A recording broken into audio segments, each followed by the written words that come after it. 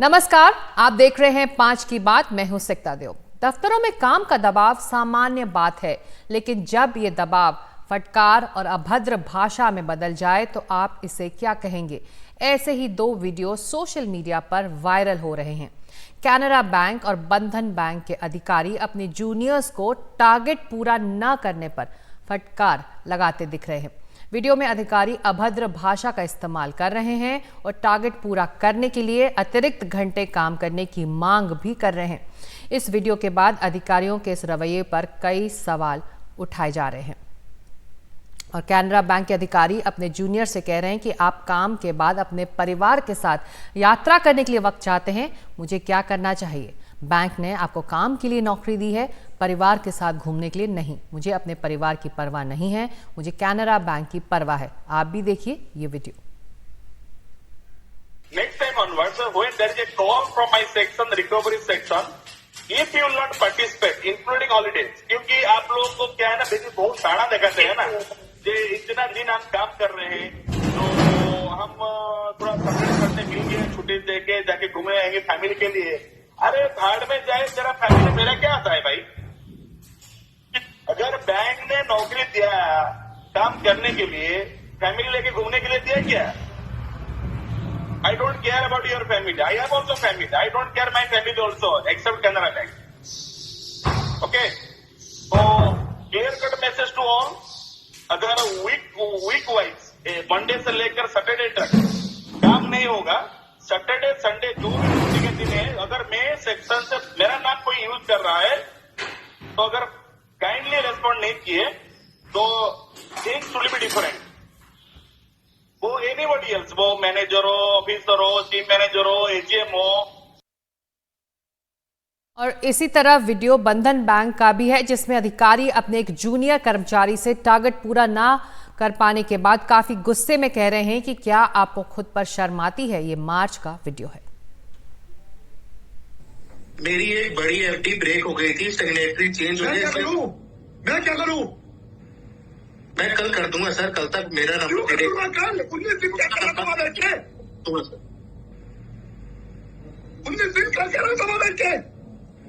Retail में cover करी थी, बट मैं आपको कल तक 1.5 करोड़ कर दूंगा। एहसान नहीं कर रहा, पैसे दे रहा हूं, घर चल रहा है।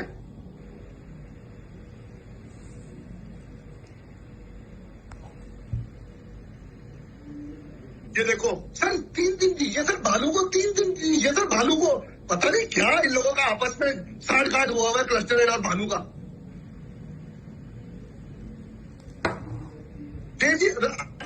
आप बताइए रमेश साहब, 3 दिन क्या ये 1 मिनट 11th डे है जो पिछली बार बात हुई थी। अब बताइए। Right sir.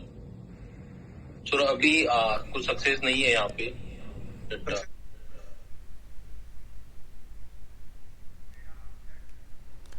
और इस बीच कैनरा बैंक ने वायरल वीडियो का जवाब देते हुए कहा है कि बैंक अधिकारी के इस व्यवहार का समर्थन नहीं करता है ये बैंक, और मामले में उचित कार्रवाई की जाएगी। बैंक ने कहा है कि कैनरा बैंक में हम हमेशा अपने कर्मचारियों और उनके परिवारों के योगदान को महत्व देते हैं। ये बार बार साबित हुआ है। बैंक किसी विशेष कर्मचारी के इस तरह के व्यक्तिगत व्यवहार और व्यक्तिगत राय का समर्थन नहीं करता है। हम आश्वासन देते हैं कि उचित कार्रवाई की जा रही है। और वहीं बंधन बैंक ने भी इस पूरे मामले पर सफाई दी है और कहा है कि बैंक ने घटना का संज्ञान लिया है। बंधन बैंक में हम मूल्यों पर ज्यादा जोर देते हैं और हम इस तरह के व्यवहार की निंदा करते हैं। हम इस तरह के व्यवहार का समर्थन या प्रचार नहीं करते हैं। जरूरी कार्रवाई पहले ही शुरू कर दी गई है और हम बैंक की पॉलिसी के तहत उचित कदम उठाएंगे। लेकिन क्या ये पूरा मामला सिर्फ कैनरा बैंक या कुछ बैंकों का है? बैंकों में बेशक ये शिकायत बढ़ी है कि वहां काम का बोझ बढ़ गया है, मगर यही शिकायत दूसरे क्षेत्रों में भी की जा रही है। तो सवाल है कि असली संकट क्या है? क्या ये कंपनियों का टारगेट है जो लोगों पर भारी पड़ रहा है? क्या इसका वास्ता कंपनियों की कार्य संस्कृति यानी कि वर्क कल्चर से भी है?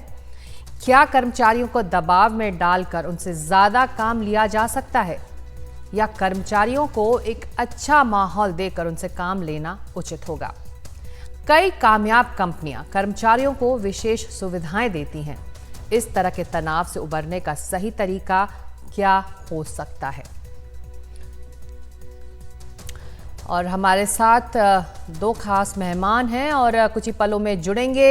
जेपी शर्मा जो वाइस प्रेसिडेंट है all India bank employees association के, और साथ ही डॉक्टर कपिल काकर जो मनोवैज्ञानिक हैं। कपिल जी, ये बताइए कि आपने ये दोनों वीडियो देखे, वर्क कल्चर एक कंपनी का ये दर्शाता है, साथ ही ये भी कि एक एम्प्लॉय पर कितना दबाव, इसका किस तरह का साइकोलॉजिकल असर आप देख रहे हैं एम्प्लॉयज पर इस तरह के दबाव में अगर वो काम करते हैं तो?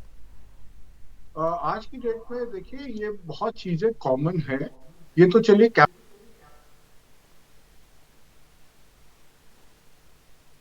अगर मैं आपको छोटा सा एग्जांपल, तो अभी हाल फिलहाल में आईपीएल का मैच हुआ, आपने देखा संजीव गोयनका ने किस तरह ड्रेसिंग डाउन करी जो लखनऊ सुपर किंग के कैप्टन, क्या नाम है उनका,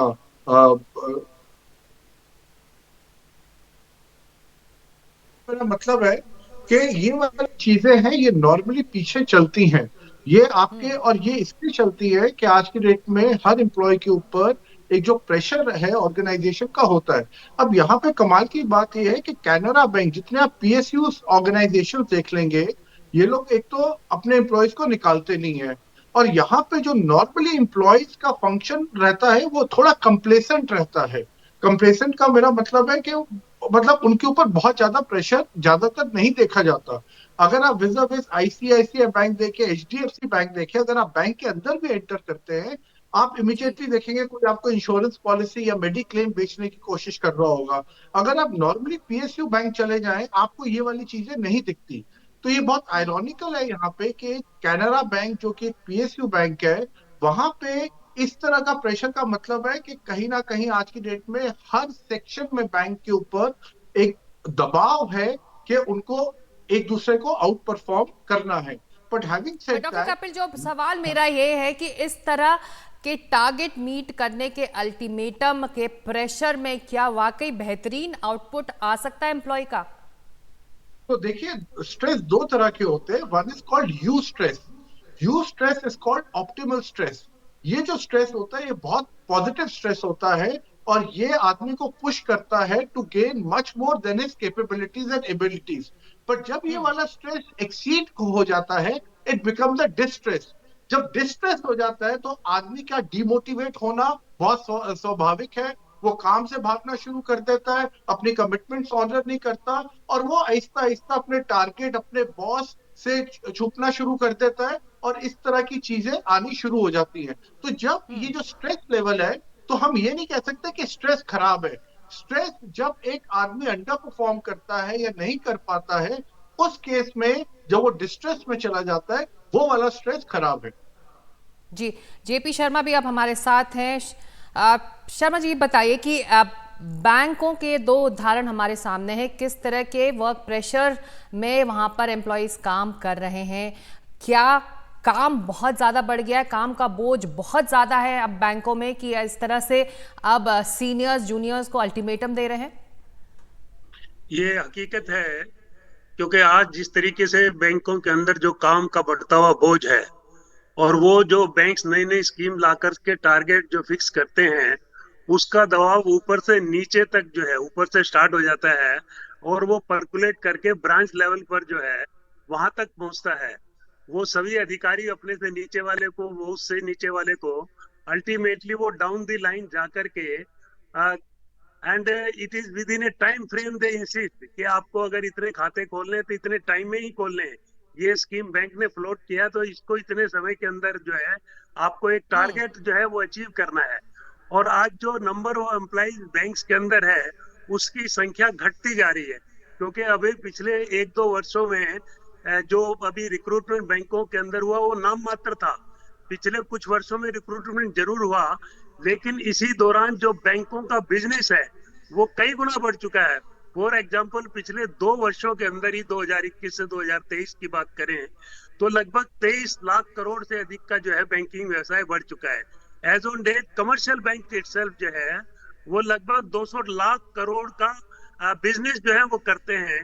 इसके अलावा डिफरेंट डिफरेंट बैंक्स जो हैं डिफरेंट डिफरेंट स्कीम्स टाइमली वो लेकर के आते रहते हैं, उसके हम अगेंस्ट नहीं है।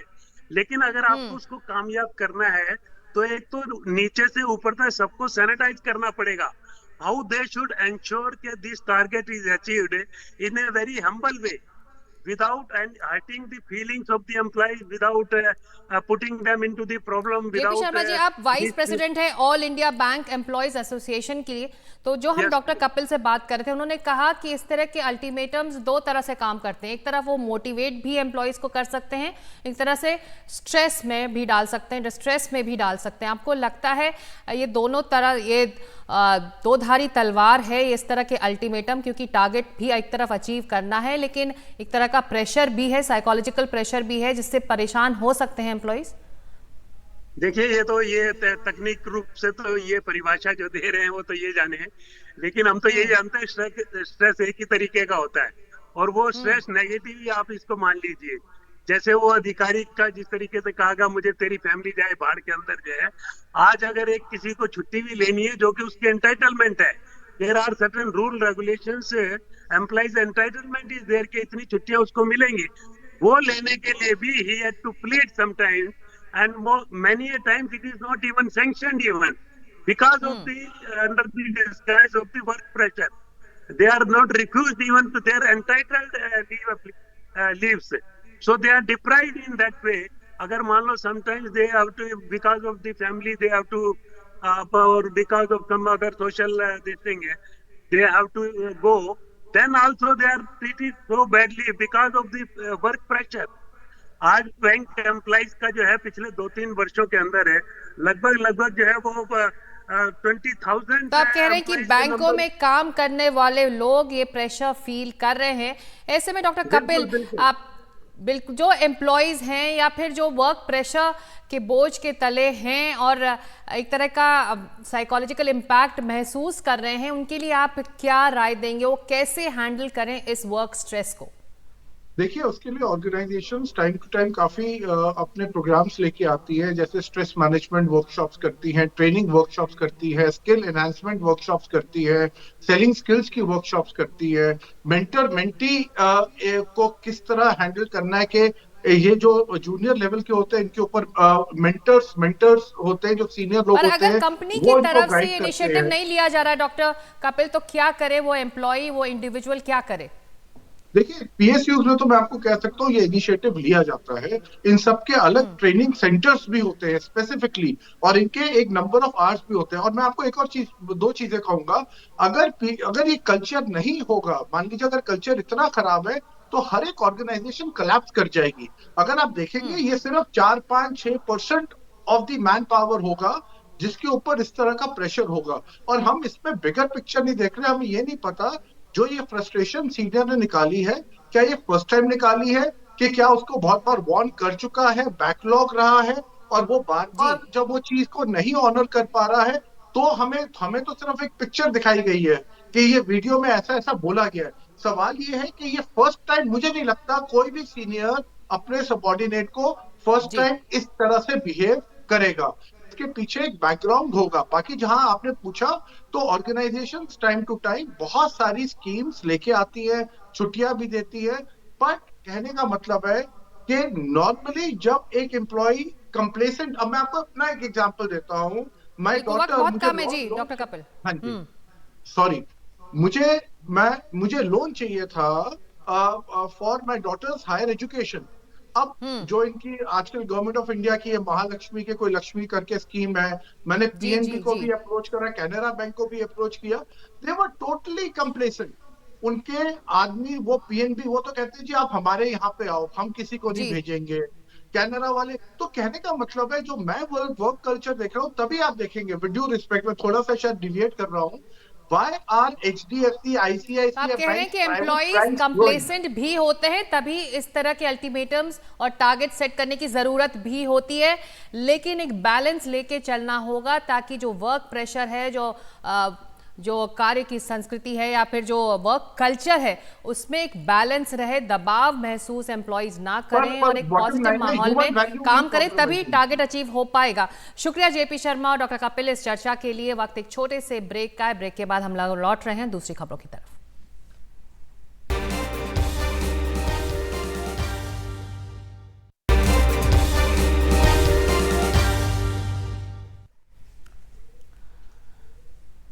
महाराष्ट्र के नंदुरबार में प्रधानमंत्री मोदी ने चुनावी रैली करते हुए एनडीए प्रत्याशियों के पक्ष में वोट मांगा और कांग्रेस के साथ राहुल गांधी पर जमकर निशाना साधा। नंदुरबार में चौथे चरण यानी कि 13 मई को मतदान होना है।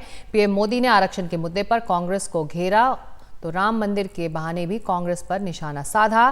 सैम पित्रोदा के हाल के बयान पर भी कांग्रेस को कटघरे में खड़ा किया। अब की बार मैं कांग्रेस से पूछा कि वो लिख कर दें कि वो एससी, एसटी, ओबीसी का आरक्षण उसके टुकड़े करके एक टुकड़ा मुसलमान को नहीं बांटेंगी। मेरा सवाल सही है कि गलत है भाई? सही है कि गलत है? अब वो ये मुसलमानों को देना चाहते हैं और कांग्रेस जवाब भी नहीं देती है। सच बोलो ना भाई कि हम नहीं देंगे। इसका मतलब ये इनका हिडन एजेंडा है, आपका हक लूटने का खेल है भाई। मैं बड़े जिम्मेवारी के साथ कहना चाहता हूं और दायित्व के साथ कहना चाहता हूं, वंचित का जो अधिकार है, चाहे एससी हो, एसटी हो, ओबीसी हो, वंचित का जो अधिकार है, मोदी उसका चौकीदार है। उधर आज उत्तर प्रदेश के कन्नौज में राहुल गांधी और अखिलेश यादव की साझा रैली हुई। कन्नौज में 13 मई को चौथे चरण में मतदान होना है। यहां से अखिलेश यादव चुनाव मैदान में है। राहुल गांधी ने कहा कि उत्तर प्रदेश में इंडिया गठबंधन की जीत होगी। इंडिया गठबंधन का तूफान है। यूपी ने मन बना लिया है कि हिंदुस्तान में बदलाव होना है। रैली में सरकार पर हमला करते हुए राहुल गांधी ने कहा कि अब लोगों का ध्यान भटकाने की कोशिश की जाएगी। मुद्दा है संविधान को बचाने का। समाजवादी पार्टी के अध्यक्ष अखिलेश यादव ने कहा कि यूपी में इस बार डबल इंजन काम नहीं करेगा, वो खटारा हो चुका है। अखिलेश ने कोरोना वैक्सीन को लेकर भी केंद्र सरकार पर निशाना साधा। इस किताब ने आपको हक दिए हैं। ये गांधी जी और अंबेडकर जी की देन है और बीजेपी ने मन बना लिया है कि अगर वो चुनाव जीते तो वो इस कॉन्स्टिट्यूशन को, संविधान को रद्द करने जा रहे हैं। और मैंने और अखिलेश जी ने निर्णय ले लिया है कि इस किताब को बीजेपी छोड़ो दुनिया की कोई भी शक्ति नहीं छू सकती है।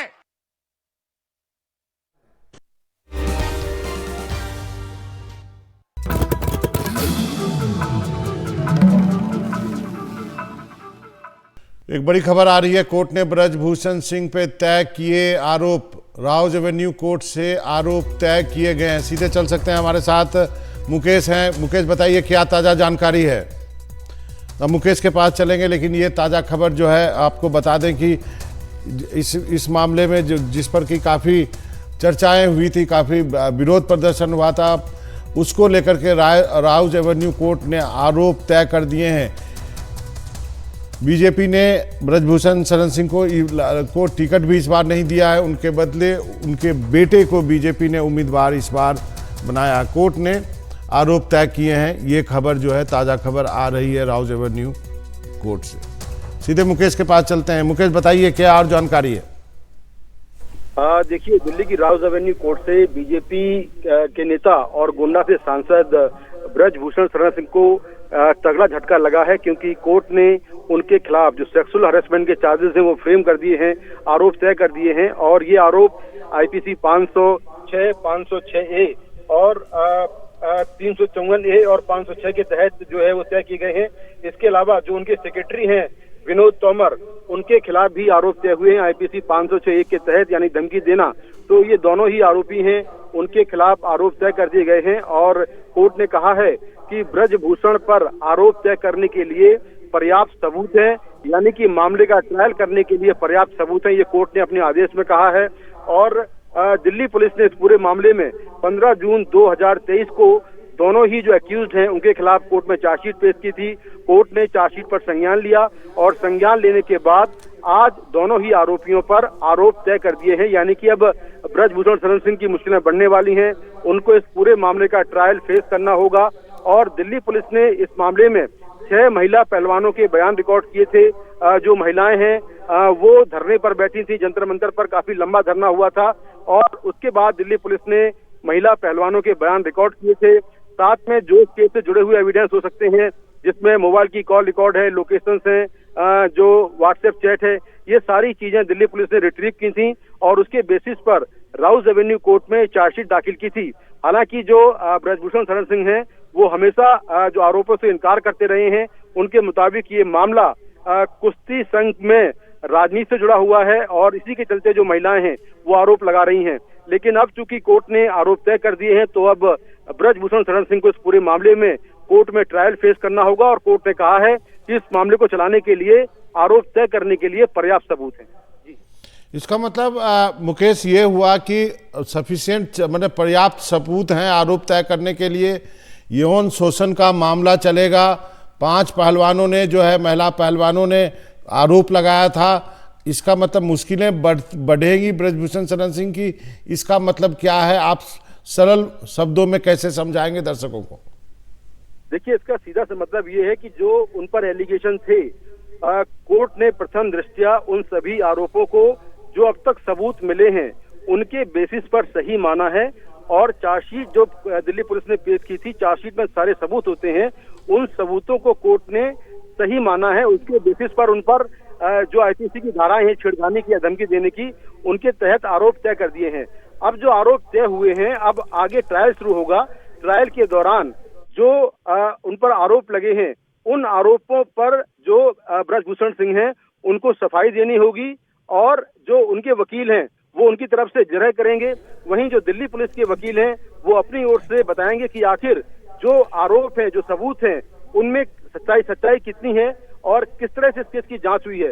तो दोनों पक्षों में जरह होगी और जरह के बाद में कोर्ट अपना फैसला सुनाएगा। लेकिन चार्जशीट पर संज्ञान लेना और संज्ञान लेने के बाद आरोप तय करने का मतलब ये है कि आधे मुकदमे की सुनवाई हो चुकी है और अब आधे मुकदमे में जो जरह है दोनों पक्षों की तरफ से वो होगी और साथ में जो महिला पहलवान है उनके स्टेटमेंट भी एक बार दोबारा रिकॉर्ड हो सकते हैं। जी, जो चार्जेज जब पिछली बार जब ये मामला आया था तो अलग अलग धाराओं में जो है वो चार्जेज फ्रेम करने की बात हो रही थी, तो इस बार धाराएं क्या वही धाराएं या कुछ अलग धाराएं भी है? देखिए, जिन धाराओं में दिल्ली पुलिस ने केस दर्ज किया था, जिसमें 354 यानी छेड़खानी, 354A छेड़खानी के साथ बल प्रयोग करना, इसके अलावा 506 धमकी देना, ये वही धाराएं हैं जिनमें दिल्ली पुलिस ने केस दर्ज किया था और इन्हीं धाराओं के तहत मुकदमा दर्ज किया गया था। अब कोर्ट ने इन्हीं धाराओं के तहत ब्रजभूषण शरण सिंह पर आरोप तय कर दिए हैं, यानी कि अब उनको इस पूरे मामले में ट्रायल फेस करना होगा। इस मामले की अगली सुनवाई 21 मई को है। 21 मई को ब्रजभूषण सिंह को कोर्ट में पेश होना होगा और पेश होने के बाद फिर दोनों पक्षों की तरफ से जरह चलेगी। ये जरह कितनी लंबी होती है देखना होगा, लेकिन निश्चित तौर पर ये जो मुकदमा है, ये जो केस है, ये जो लड़ाई है, वो अपने आधे मुकाम तक पहुंच गई है और अब आगे दोनों की तरफ से जरह होगा और जरह के बाद फिर कोर्ट अपना फैसला सुनाएगा। जी, चलिए, इसका मतलब ये है कि ब्रजभूषण शरण सिंह की मुश्किलें जो है बढ़ी हैं। शायद यही वजह होगी, इसी केस मुकदमे के चलते बीजेपी को इस बात का अंदेशा होगा। कैसरगंज की जो सीट है वो सबसे अंतिम समय में जो है घोषित की गई है और वहां पर ब्रजभूषण शरण सिंह के बेटे को टिकट वहां से दिया गया। इसी बात पर चर्चा करेंगे। फिलहाल एक ब्रेक के लिए रुकते हैं।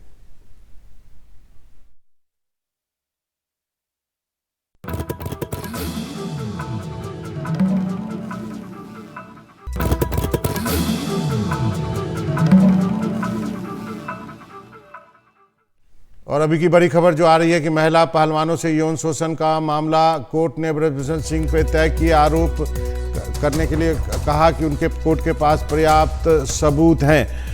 और सीधे चल सकते हैं अपने वरिष्ठ सहयोगी अखिलेश के पास। अखिलेश, आपसे ये जानना चाहता हूं कि कैसरगंज से टिकट ब्रजभूषण सिंह का इसलिए शायद काटा हो बीजेपी ने क्योंकि तभी तक क्लैरिटी नहीं थी कि कोर्ट क्या करेगा। उनके बेटे को टिकट दिया और उसके बाद ब्रजभूषण ने कहा कि बीजेपी उनके परिवार के साथ खड़ी है। नहीं, ये बात सही है कि चूंकि अदालत से राहत नहीं मिली थी और यही कारण है कि ब्रजभूषण शरण सिंह का टिकट बीजेपी ने काटा था। ये बात उन्हें खुद भी बता दी गई थी। उनसे कहा गया था कि चूंकि अदालत से उन्हें अभी तक कोई राहत भी नहीं मिली है, आप जानते हैं कि पिछले महीने ही 30 तारीख को इस पर सुनवाई होनी थी, लेकिन सुनवाई टल गई थी और तब अदालत से कोई राहत ब्रजभूषण शरण सिंह को नहीं मिली थी। और अब आज जो ये झटका है, एक बड़ा झटका लगा है ब्रजभूषण शरण सिंह को, जबकि अदालत की ओर से जो है चार्जेस फ्रेम कर दिए गए हैं। और बीजेपी ने इसी बात को ध्यान में रखते हुए फैसला किया था कि उन्हें इस बार कैसरगंज से टिकट न दिया जाए। हालांकि वो शुरुआत में इस बात को मानने के लिए राजी नहीं थे, लेकिन जो हमें जानकारी मिली उसके मुताबिक पार्टी के आला नेताओं की ओर से उन्हें फोन करके बार बार ये कहा गया कि चूंकि उन्हें अदालत से अभी तक राहत नहीं मिली है और ऐसे में उनको टिकट देना एक बड़ा गलत संदेश देगा, न केवल यूपी बल्कि पूरे देश में बीजेपी के लिए इस पर जवाब देना मुश्किल हो जाएगा, क्योंकि महिला पहलवानों ने उनके ऊपर जो है यौन दुष्कर्म के आरोप लगाए थे। और यही कारण है कि बीजेपी ने उनके बेटे को, छोटे बेटे जो है प्रतीक भूषण, उन्हें टिकट दिया। और वो इस बात के पक्ष नहीं थे, वो ये कह रहे थे बार बार, माफ कीजिए, करण को उन्होंने टिकट दिया, वो इस बात के पक्षधर नहीं थे। वो कह रहे थे बार बार कि एक मेरा जो बेटा प्रतीक है वो पहले से विधायक है, इसलिए वो नहीं चाहते कि उनका दूसरा बेटा भी आए। और वो ये भी कह रहे थे कि अगर इस तरह से मेरे दूसरे बेटे को भी आप राजनीति में लाते हैं तो इससे विरोधियों को परिवारवाद का मुद्दा उछालने का मौका मिल जाएगा। लेकिन फिर भी बीजेपी ने कहा कि ये सीट महत्वपूर्ण है और पार्टी ये जानती है कि इस सीट पर उनका कितना वर्चस्व है, इसलिए जो भी उम्मीदवार होगा उसके चयन में उनकी पसंद या नापसंद का ध्यान रखना बेहद जरूरी है। यही कारण है कि उनके बेटे करण को बीजेपी ने अपनी ओर से टिकट दिया था। चलिए अखिलेश, बहुत बहुत शुक्रिया आपका इस तमाम जानकारी के लिए। तो अखिलेश बता रहे थे कि क्या कुछ हुआ जो ब्रजभूषण शरण सिंह का टिकट काटकर उनके बेटे को टिकट दिया गया, क्योंकि बीजेपी को मालूम था कि कैसरगंज और उसके अलावा जो आसपास की सीटें हैं उस पर ब्रजभूषण शरण सिंह का दबदबा है, इसलिए उनके परिवार में ही टिकट दिया जाना एक तरह से और कोई चारा नहीं बच गया हो शायद। तो आज इतना ही। मनोरंजन भारती को इजाज़त दीजिए। नमस्कार।